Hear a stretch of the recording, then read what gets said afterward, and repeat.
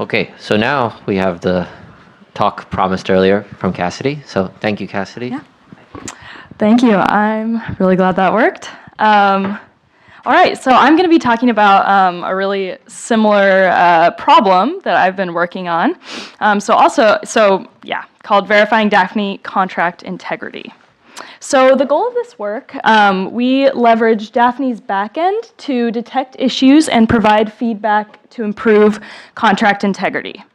And contract integrity we define as, well, first let me say, Dafny proves, so I guess the issue with proofs in Dafny sometimes is that, and this was mentioned a little bit before, is that our proofs are only as good as our contracts. So Dafny is going to prove that an implementation is a safe substitution for a contract.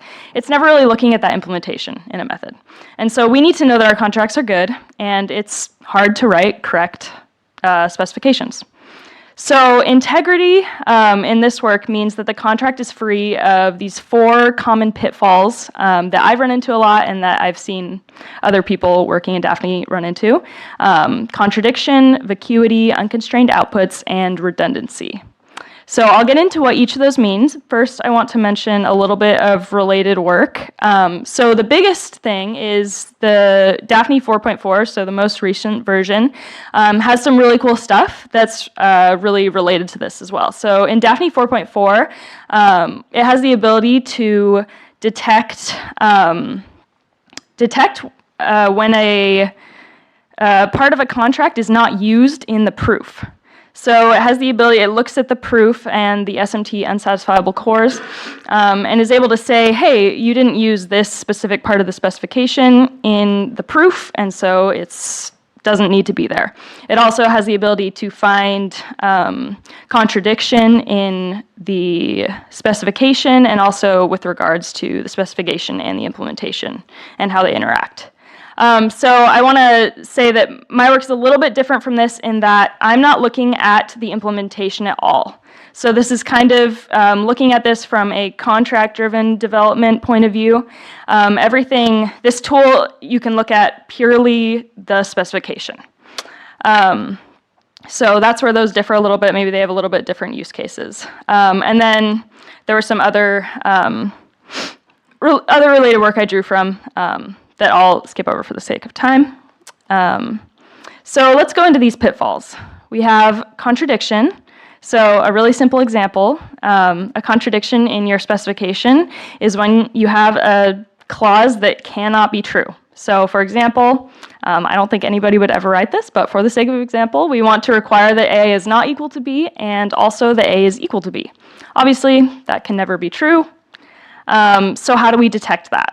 What we do is we generate an assertion that in Dafny that we can then have Dafny send back to Boogie and Z3 and tell us whether or not we have a contradiction. So the assertion for this one would be we'd negate the clause, and if it proves out, meaning that the negation is always true, then we know that the original clause can never be true. So we know we have a contradiction.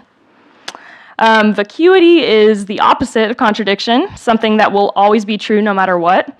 I can't think of a case where you would want to write a specification that's always going to be true. You're always trying to constrain something and say something interesting. And the case where I'd say is the most common that I've seen is where you have an implication with a false left-hand side. So if it's false on the left-hand side, you can prove anything. So this is vacuously true, always going to be true no matter what. The way that we detect something like this is even easier.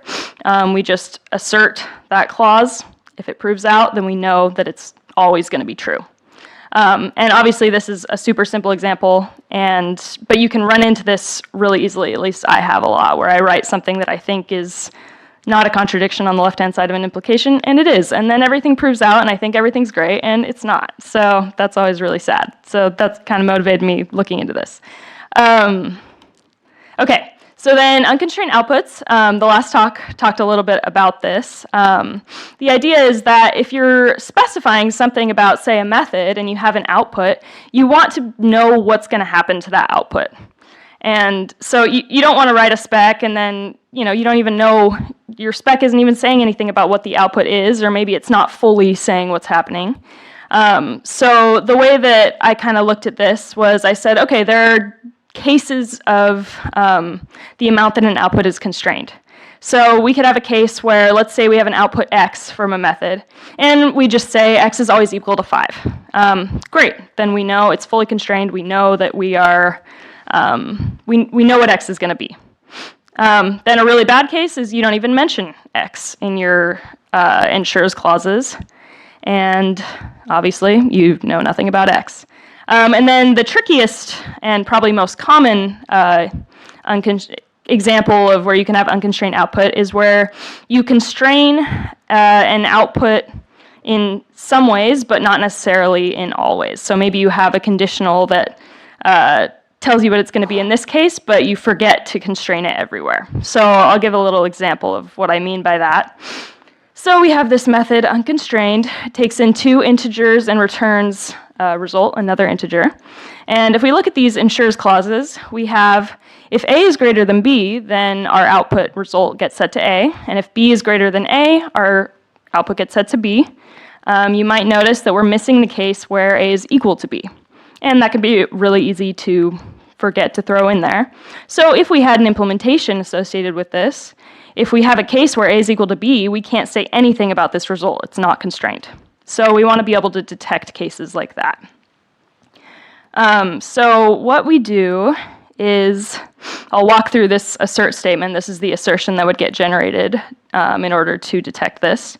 We take our preconditions on the left-hand side of an implication. So we want to say, given these preconditions, and then we want to take each of the conditions that constrains this specific output result, and we want to OR them together. And what this is saying is this, so what we want is this assert statement to be a tautology, always true.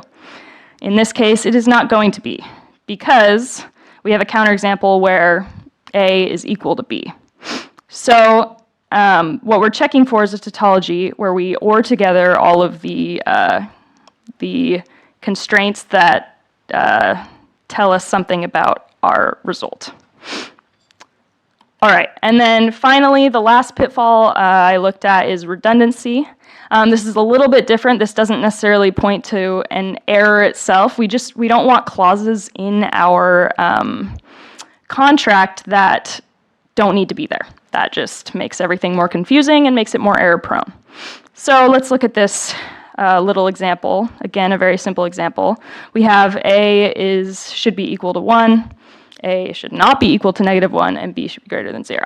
So a being equal to 1 is a lot stronger than a not being equal to -1. A not being equal to -1 could be any number except for -1. And if we already have this requirement that a is 1, then we don't need that second part.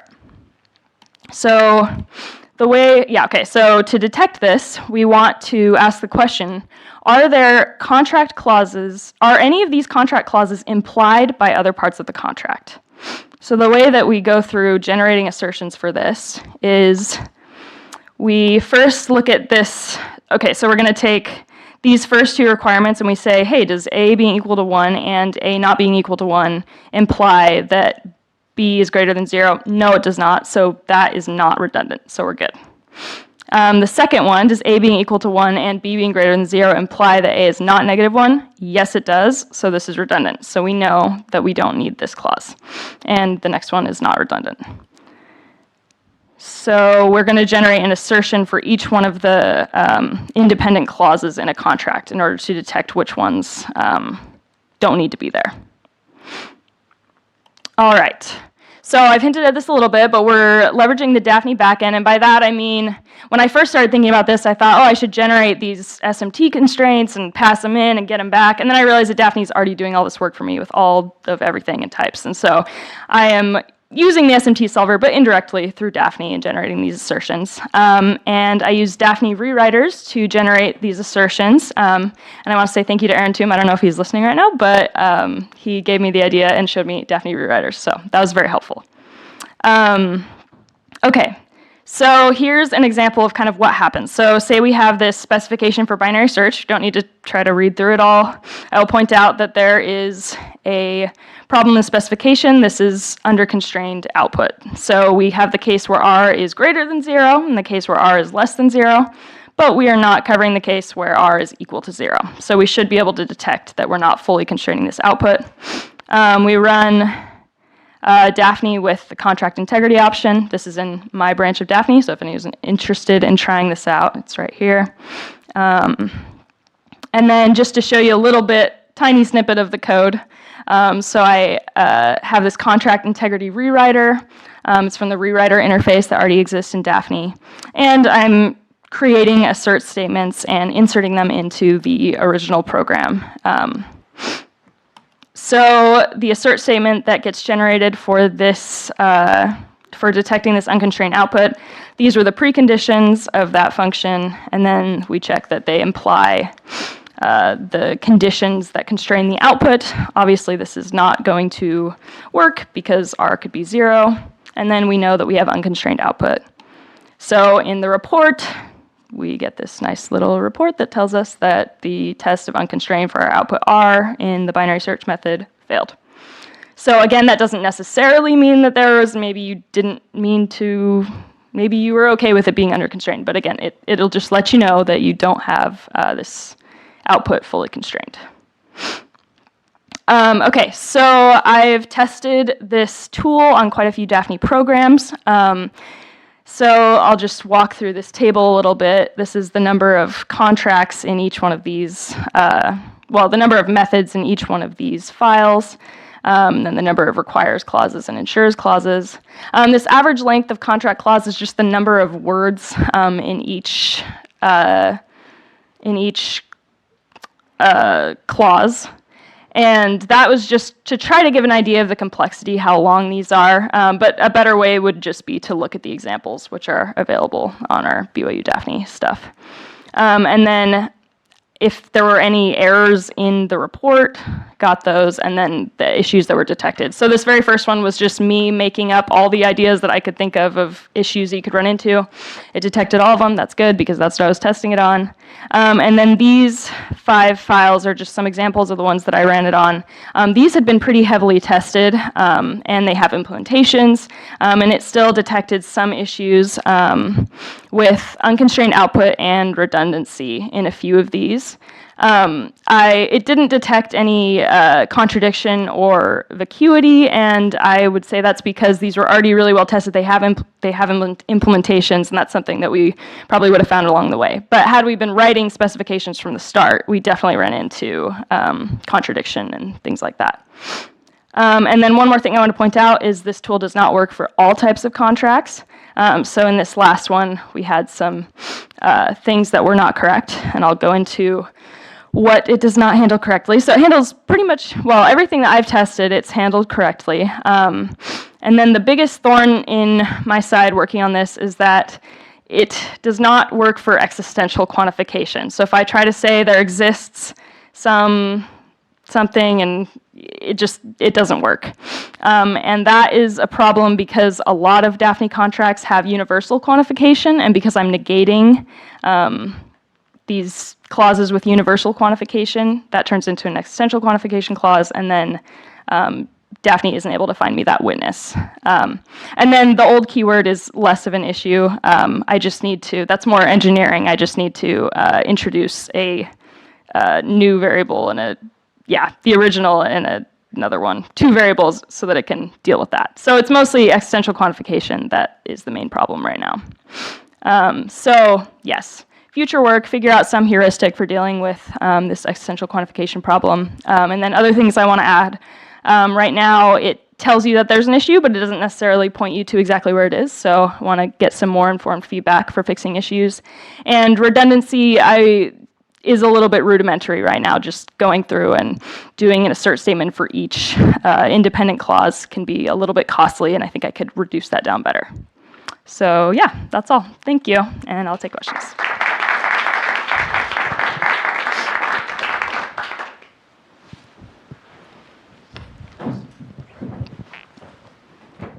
For your yeah, thank you. That's cool. For your redundancy, your example showed that you're actually reordering some conjuncts. That may mean that you introduce some well-formedness errors. The one that you showed was A was equal to 1 and A was not equal to -1. But suppose that one of those expressions involved division, then it could be that maybe when one of them appears before the B, maybe the B greater than 0 tries to divide by A. It could be that if you reorder them, that you now would introduce some errors. So my question is, if these assertions that you're producing, if they would cause well-formedness errors, would you flag those as possible errors, or do you just ignore them, or what do you do in those cases? Yeah, I think if I ran into a well-formedness error, I would probably toss it out to be safe. But yeah, I haven't run into that, and I haven't thought about that, so it's good to think about. Thank you. Yeah. So you generate these assertions, and then you want the assertions to pass, and if not, you tell the user, hey, there might be something wrong with your specification, right? Yeah, I mean, either pass or fail, and I interpret what that means. But yes, you... Right, because Yeah. I can imagine that the verifier is simply not able to prove the assertion, even though in theory it could be proven, and then you give a false positive to the user. So I also wonder whether you considered flipping it around, so you only give a feedback to the user if you know for sure that there's a problem with the specification, but then you might have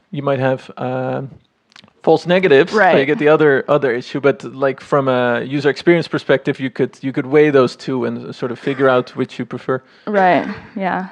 I'm just wondering whether that was whether that idea even makes sense and whether it's something you considered. Yeah, well, let me see if I can rephrase what you're saying. So are you saying rather than...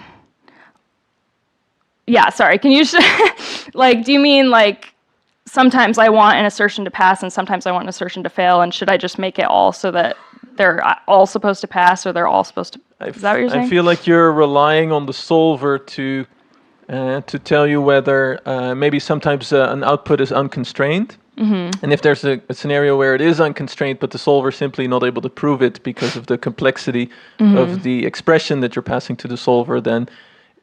Oh, I see what the you're user saying. might be told, hey, your output may be unconstrained and might be unconstrained. That's actually what you are, if you're being very honest to the user, right, yeah. That's what you say, right? Either you say, well, we're sure it's not unconstrained, or you say it might be unconstrained. Right, But totally. I guess you could flip that around and go for the option where you say, yes, we know it's unconstrained.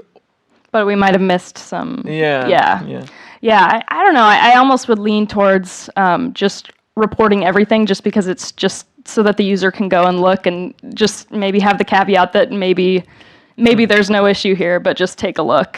Yeah, I don't know. That's kind of what I would lean towards, but Yeah, and then I guess I wonder if you're telling the user it might be unconstrained, that you really want to give them the option to provide extra proof so the verifier can say, hey, actually it's never unconstrained.